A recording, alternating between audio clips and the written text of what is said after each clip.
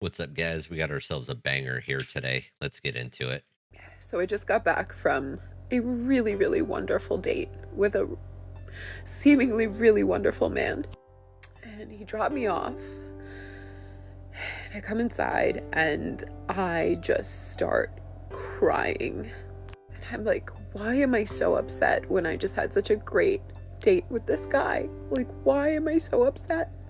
And I realize it's because I haven't had a really good date in a long, long time where I genuinely connected with a person, and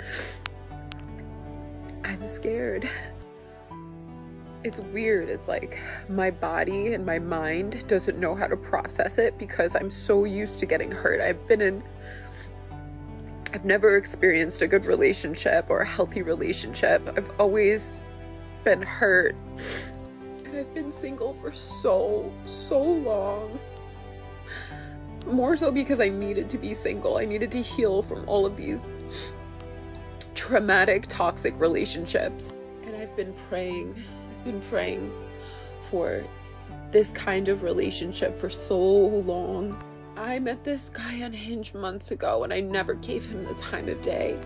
And after my dad passed last month, I told him, I said, I'm sorry, I know we matched and I know I gave you my number, but I just don't have it in me to date someone seriously right now. And I really never thought that I would talk to him again, but his tenacity, he's just been reaching out and checking on me from time to time, and I would respond days later. And normally any other guy would just stop talking to me, but he didn't. He kept trying. In the last few days, before I even met him, we've been talking on the phone and FaceTiming, and before I even met him, he's been sending me food every day, and he's been sending me flowers and just like really beautiful letters. Oh, boo-hoo! Let me play a sad song for you on the world's smallest violin. All right, we got the emotional waterworks of after a wonderful date. You hear the cheesy, inspirational music to make you feel her pain or whatever the hell she's feeling. But lady, let's talk back. You spent years swiping through toxic guys, ignoring red flags like it's a game of Minesweeper, and now you're crying over a decent man. Sounds like you've been alpha widowed to the max one too many times. But what's brutal here is your mission that you've ghosted this guy while expecting miracles. I mean, look, men like this don't fall from the sky. They're rare because women are too busy chasing the bad boys until it burns them. No, but she's got more to say. Let's continue on. And I'm like, what's the catch? Like, guys like this don't exist, or do they? Or again, like, what is the catch? Like, I almost feel like it's too good to be true. Like, normal chivalrous things are too good to be true in my eyes. He shows up for the date with another bouquet of flowers and the most thoughtful fucking gift I could have ever asked for. On my Hinge profile, I mentioned how much I love Cinnabons.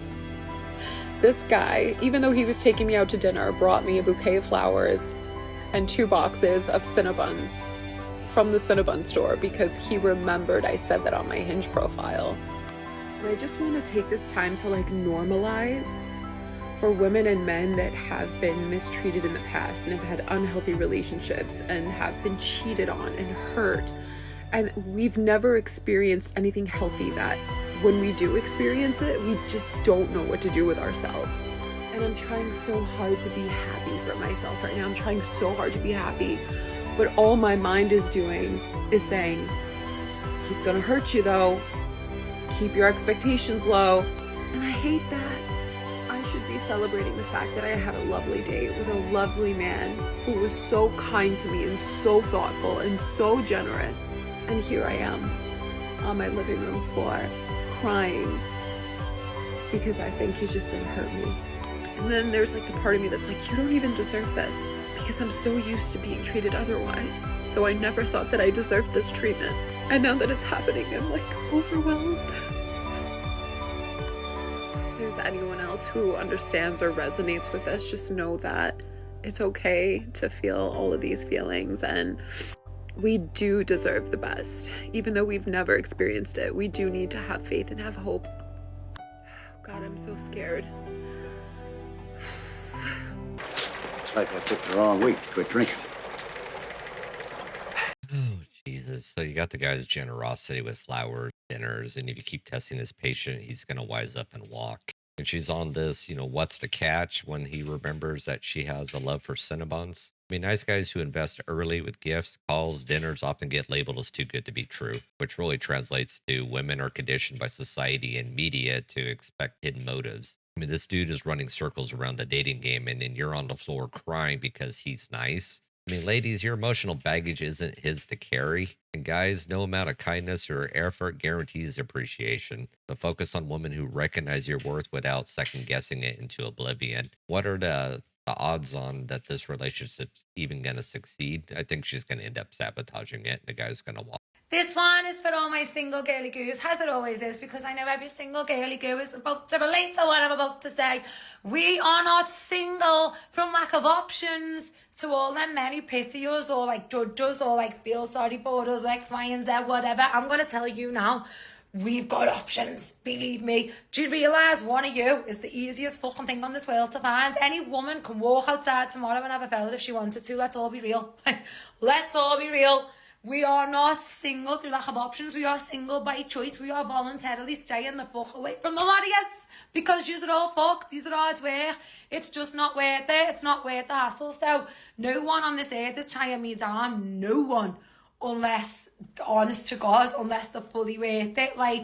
But yeah, single girls aren't single because they haven't got options. The options are everywhere. Everywhere. And yeah, we are single by choice. So fellas, let that sink in. Prepare to meet your maker at the hands of my cat launcher.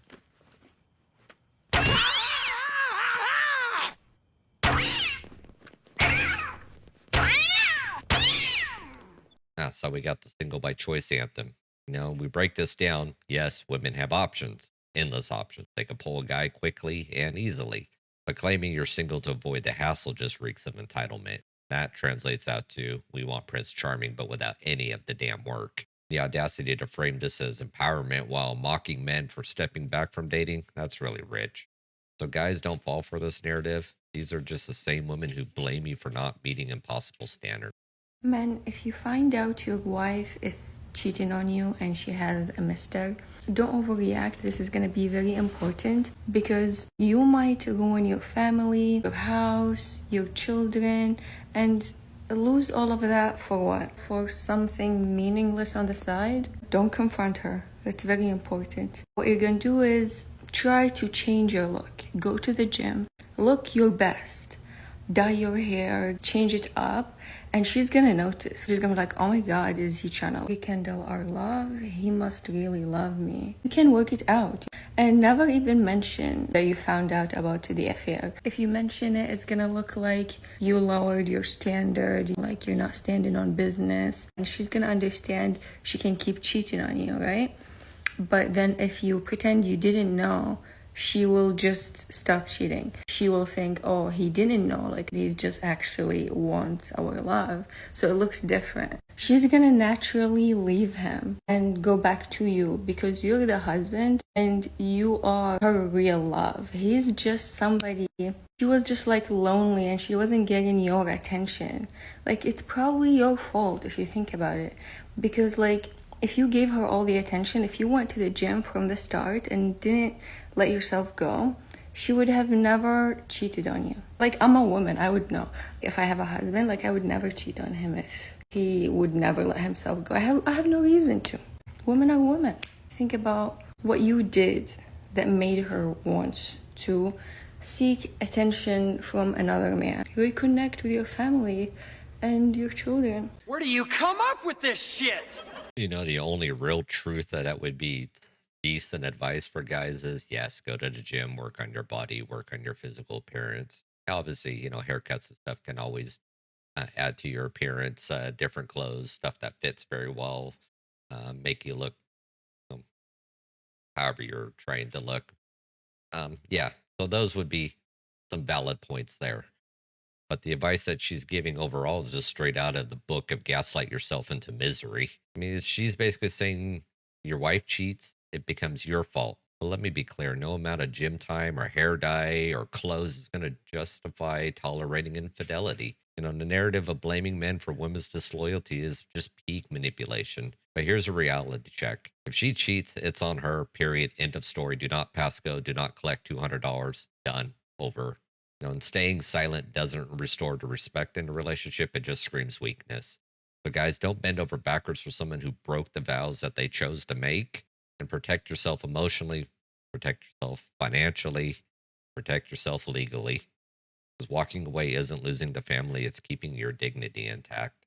Oh, guys, modern relationships is a circus of emotional confusion, entitlement, and absurd expectations. So, guys, just recognize the game, vet carefully, avoid your toxic partners, and don't settle for one sided effort. And focus on self improvement and not endless appeasement. And if needed, explore traditional values abroad, because many cultures still respect mutual commitment. And above all, just remember your peace, your purpose, and your dignity matter way more than fulfilling someone else's broken expectations. Know your worth and just act accordingly. Well, guys, that's the end of the video here today. If you like what you've seen, hit that like button, share, subscribe, all that fun stuff. Drop me a comment down below on what you think, and I will catch you on the next one.